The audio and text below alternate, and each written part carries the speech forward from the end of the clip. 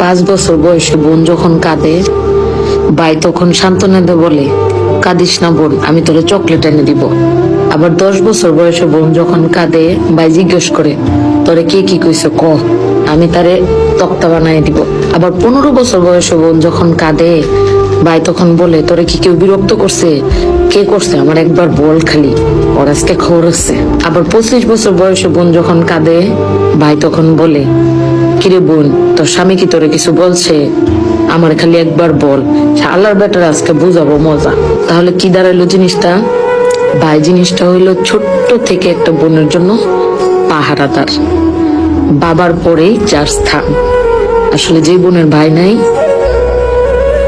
সে তার জীবনে একটা ছায়া পায় নাই। আর যার ভাই আছে, সে বোনের পৃথিবীতে বাবা না থাকলেও